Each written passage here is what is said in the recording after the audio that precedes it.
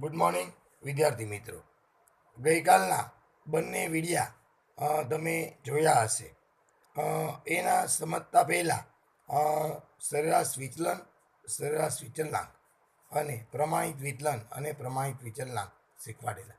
પરંતુ ગણેલા દાખલાના ફોટા એ આજે મોકલાવું છું. તો સૌપ્રથમ પાના નંબર 26, 27, 28, 29. તો એ એટલા પહેલાં ઉતારી લેજો. 26 થી 29 4 પાના, 26, 27, 28 અને 29. એટલે તમને સરેરાશ વિચલન અને પ્રમાણિત વિચલનના દાખલા મળી જશે. આજે આપણે શીખવાનો છે સ્વાધ્યાય 4.5. એ બિલકુલ નાનો એવો છે. એમાં માત્ર ચલનાંક શીખવાનું છે. તો જુઓ ચલનાંક એટલે શું. તો પછી તમારે આજે પાના નંબર 30, 31, 32 અને 33 સુધી પણ ઉતારવાના છે. તો સૌપ્રથમ ચલનાંક એટલે શું? તો જવાબ પ્રમાણિત વિચલનાંકને 100 વડે ગુણવાથી મળતા આંકને ચલનાંક કહે છે અને તે નીચેના સૂત્રની મદદથી મળે છે. ચલનાંક બરાબર S/X ક્રોસ 100. નોંધ: ચલનાંક એ સાપેક્ષ ટકાવારી માપ છે. જે માહિતીનો ચલનાંક વધુ હોય તે માહિતીનો પ્રસાર પણ વધુ હોય અને જે માહિતીનો ચલનાંક ઓછો હોય તે માહિતીનો પ્રસાર પણ ઓછો હોય છે. જેમ ચલનાંક ઓછો તેમ માહિતી વધુ સારી ગણાય. જ્યારે બે વસ્તુ કે માહિતીની સરખામણી કરવાની હોય ત્યારે જે માહિતીનો ચલનાંક ઓછો આવે તે માહિતી વધુ સારી કહેવાય. તો સ્વાધ્યાય 4.5માં નાના એવા 3 દાખલા છે ચલનાંક શોધવાના. તો તમને કહી દઉં કે તમારે ચલનાંક ગોતવું હોય તો પ્રમાણિત વિચલન તમને આવડતું હોવું જોઈએ અને પ્રમાણિત વિચલનાંક પણ આવડતું હોવું જોઈએ. તો સૌપ્રથમ 4.5 પાના નંબર 153 પર છે બુકના. તો પહેલો દાખલો વાંચી સંભળાવું છું કે બે શેર એ અને બીના ભાવની વધઘટ નીચે દર્શાવી છે. કયા શેરના ભાવમાં સાપેક્ષ ચલન વધારે છે? તો શેર એનો ભાવ અને શેર બીનો ભાવ એ રીતે રકમ આપણને આપી છે. તો એની અંદર તો જો અહીંયા પાના નંબર 31 પર એ દાખલો છે. પહેલો દાખલો એક્સ બધા ભાવ આપ્યા છે. એનો ટોટલ 2210. શેર એનો દાખલો છે. પહેલાં આપણે એ વિશે દાખલો ગણીએ. તો x - x બાર લઈ લઈએ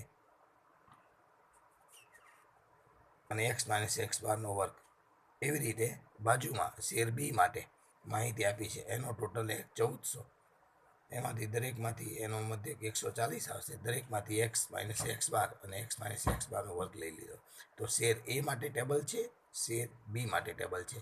x - x બારનો વર્ગ અહીંયા 70 આવ્યું, અહીંયા 510 આવ્યું. n બરાબર 10 છે.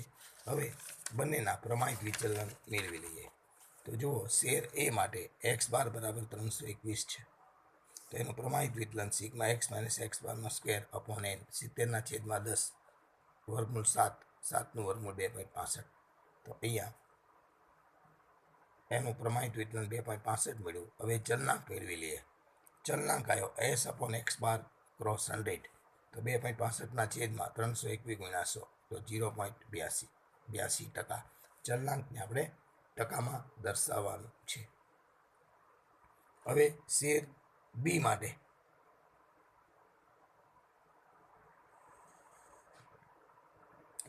x બાર શોધી લઈએ તો 140 આવ્યો, 1400/10. પ્રમાણિત વિચલન લઈએ સિગ્મા x - x બારનો સ્ક્વેર અપોન n વર્ગમૂળમાં. તો 510/10 51નું વર્ગમૂળ 7.14 અને ચલનાંક S/X બાર ક્રોસ 100. તો 7.14 × 100/140 5.1%. તો અહીંયા શેર બીના સાપેક્ષ ભાવમાં વધુ ચલન છે. કારણ કે જુઓ એનો ચલનાંક 5.1 આવ્યો, શેર એનો ચલનાંક આવ્યો તો 0.82%. તો અહીંયા આ દાખલા પહેલામાં શેર બી ના સાપેક્ષ ભાવમાં ચલન વધુ છે તેમ કહેવાય. ચાલો હવે દાખલા નંબર 2 લઈએ. તો એ વાંચી સંભળાવું છું. એનો દાખલો બીજો પહેલાં ગણેલો છે, બીજો ને ત્રીજો પહેલાં ગણેલો, પછી પહેલો ગણેલો, તો મેં તમને પહેલો સમજાવી દીધો. હવે બીજા દાખલાની વાત કરું તો ટેબલ આપી દીધું છે, સાવ સહેલું છે. જુઓ કે બે કંપનીના વહીવટી કર્મચારીઓના દૈનિક પગાર વિશે નીચે મુજબ માહિતી મળે. સરેરાશ પગાર એક્સ બાર, પ્રમાણિત વિચલન એસ. બંનેને આપી દીધા. કંપની એનો જો એક્સ બાર 600 આપ્યું છે, પ્રમાણિત 30 આપ્યું છે. એવી રીતે કંપની બીમાં એક્સ બાર 2100 અને એસ 24% આપ્યું છે. તો ચલનાંક S upon x bar cross 100, 30/100 ગુણ્યા 100, 5%.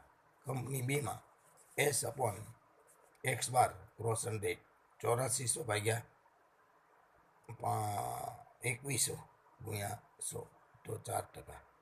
તો એનો ચલનાંક 5% આવ્યો, કંપની બીનો ચલનાંક 4% આવ્યો. તો કઈ કંપની વધુ સ્થિર પગાર છે? તો આપણે કહી શકીએ કે જો કંપની બીનો ચલનાંક ઓછો હોવાથી બીમાં પગાર વધુ સ્થિર છે તેમ કહેવાય. તો કંપની બીનો ચલનાંક ઓછો હોવાથી કંપની બીમાં પગાર વધુ સ્થિર છે. એવી રીતે ત્રીજો દાખલો. બે શ્રેણીઓ માટે ચલનાંક 30% અને 25% છે અને તેમના પ્રમાણિત વિચલન અનુક્રમે 15 અને 9 છે. તો બંને શ્રેણીના મધ્યક શોધો. તો આપણને આવડે આ ચલનાંક 30% આપ્યો, પ્રમાણિત વિચલન 15 આપ્યો. તો ચલનાંકનું સૂત્ર લખી લઈએ, S upon x bar cross 100. X બારને કરતા બનાવી દો તો 15/, ચલનાંક 30 ગુણ્યા 100, તો 50, મધ્યક 50 આવ્યો. એવી રીતે અહીંયા શ્રેણી બી માટે ચલનાંક 25% અને પ્રમાણિત વિચલન 9 છે. તો ચલનાંકનું સૂત્ર મૂકો તો એક્સ બાર મળી જશે, S upon x bar cross 100. અહીંયા તમે 25%ની જગ્યાએ 25 મૂકો અને એક્સ બારને કરતા બનાવી દો 9/25 ગુણ્યા 100 બરાબર 36. તો ત્રણેય દાખલા બિલકુલ નાના એવા છે ચલનાંકના.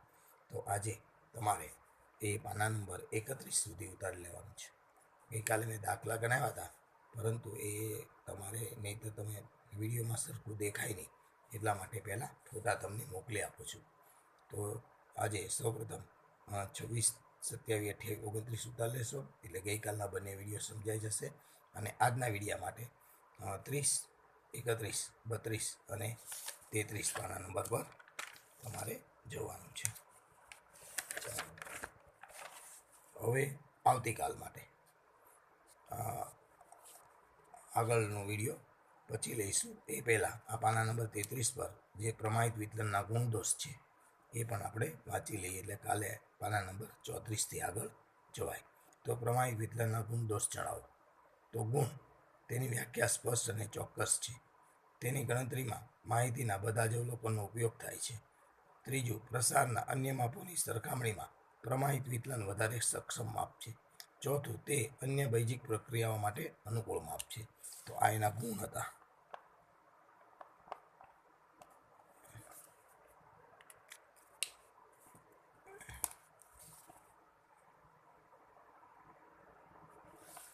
હવે એના દોષ જણાવો. તો દોષની અંદર તેની ગણતરી અઘરી છે. આ માપમાં અંતિમ અવલોકનને વધુ મહત્વ મળે છે. જ્યારે ખુલ્લા છેડાવાળું આવૃત્તિ વિતરણ આપેલું હોય ત્યારે પ્રમાણિત વિતરણ મળી શકતું નથી. તો અહીંયા પાના નંબર 33 સુધી આજે આપણે અભ્યાસ કર્યો. તો તમારે આજનું નવું શીખવાનું છે માત્ર ચલનાંક. તો ચલનાંક માટે તમને પ્રમાણિત વિચલન અને પ્રમાણિત વિચલનાંક આવડતું હોવું જોઈએ. ત્યારબાદ હવે આપણે મિશ્ર પ્રમાણિત વિચલન વિશે શીખવાનું છે, પરંતુ આટલું તમે આજે ઉતારી લો.